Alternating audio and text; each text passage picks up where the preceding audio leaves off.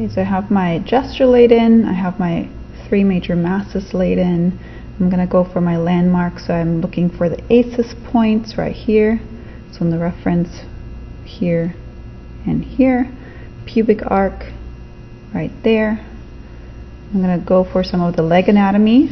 So for that, I definitely always need to know where the great trochanter is. Great trochanter is in line with the pubic arc. So in this pose, it would be right around here, kind of hidden behind that muscle. On the other side, you can see it right there because that little indentation, so right behind there, that's where the great trochanter would be on the left side. I begin, so I have my flow, I have those just rhythmic lines kind of establishing the placement and the length. I still have to tweak it a little bit, so you know, your first guesses are never perfect. You always want to keep improving them, and then you start to go for the width of the leg. How wide is it really?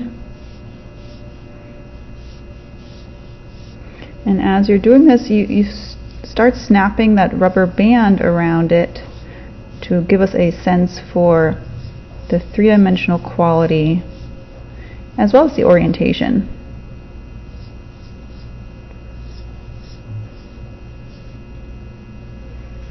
Okay, let's do the other leg. So this one is coming at us as well.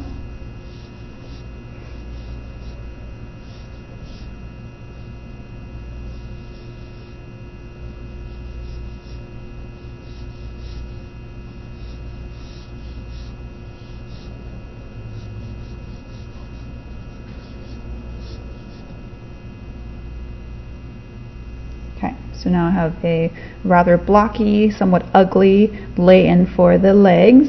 And so since this is an anatomy study, I'm letting myself off the hook that it doesn't have to look pretty. I'm just learning about the muscles that we've covered in class.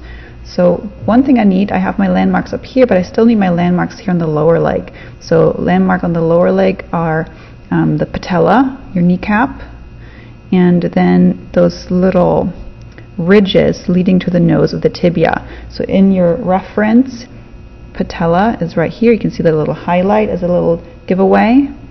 Kind of looks like a police badge. And then here is the nose of the tibia, and you can kind of search for these kind of V-like shadows leading to that nose of the tibia. On this side, nose of the tibia is right there. You can see those V-like shadows going to it. And here's your patella, your kneecap. And we need those landmarks because we use them to anchor our muscles onto them. Alright, so on the thighs, let's go over our muscle groups. We have the quads. The quads, so right around here.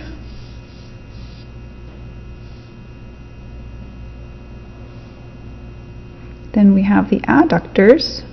They're this group here on the inside. So notice how you have this indentation right here before we have another bump. See how there's a dip in the contour?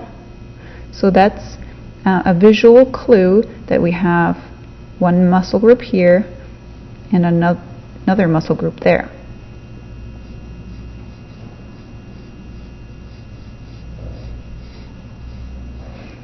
Those quads, they funnel into a tendon that snaps onto the patella.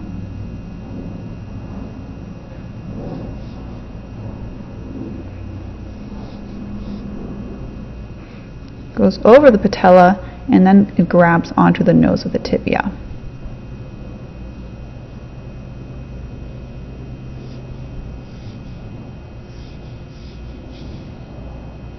And then we have the hamstrings. On the other leg, we have the adductors. We have that indentation that you see right there, created by the sartorius muscle. And we have our quads.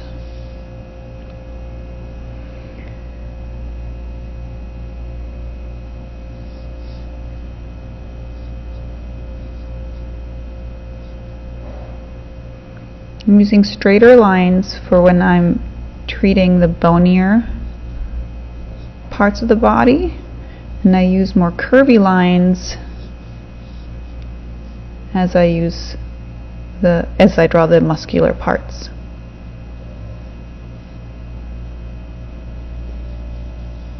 So this little snippet that I just drew right there, that is from your tensor muscle. So right here, that's your tensor fascia latae muscle, one of those 3 hip muscles we discussed.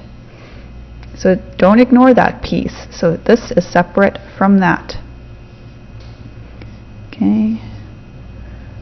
Adductors, quads. This belongs to the quads. We have the IT band running down the side, but it's kind of all hidden in shadow. Parts of your glutes sticking out here, and they overlap the hamstrings. Let's go to the lower legs. So for our purposes, we simplified it. We just looked, okay, where is that exposed shin bone? That kind of becomes our separating border between our 2 major muscle groups. We have the calf muscle group back here. So you begin with an ovoid to place it, just kind of searching out how long is that thing, where's the apex of this curve, and then it starts to mellow out, straighten out. This here's our Achilles tendon, and then grabs onto the heel.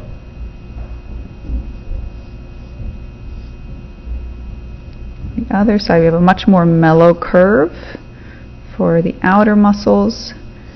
They straighten out as well. And if you feel like once you're placing your ovals for the muscle shapes, once you feel like you're losing your 3-dimensional quality, you can come back to throwing in some wrapping lines to remind everybody